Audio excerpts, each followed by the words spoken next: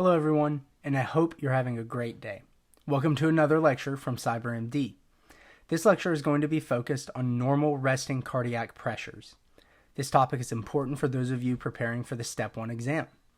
Please be sure to like, comment, and subscribe so that we can continue to provide free medical education resources for students around the world.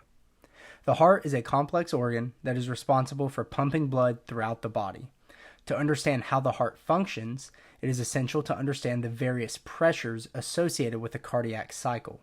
The pressures associated with the heart are measured in millimeters of mercury, often denoted mm, capital H, lowercase g. Let's dive in. First, let's start with the right side of the heart. The right atrial pressure is normally between 0 and 8 millimeters of mercury, with an average of about 3. The right ventricular pressure has an average systolic range of 15 to 30 and an average diastolic range of 0 to 8. The pulmonary trunk pressure has an average systolic range of 15 to 30 as well, but an average diastolic range of 4 to 14. Moving on to the left side of the heart, the left atrial pressure is between 4 and 12 millimeters of mercury with an average of 8 to 9. The left ventricular pressure is between 90 and 140 millimeters of mercury during systole, the contraction phase, and between 5 and 12 millimeters of mercury during diastole, the relaxation phase. Finally, the aortic arch pressure is between 90 and 140 during systole and between 60 and 90 during diastole. Here's a table with all of this listed out that you can use to study the normal resting cardiac pressures in various anatomical locations. It is essential to note that these pressures may vary depending on a person's age, gender, and medical conditions.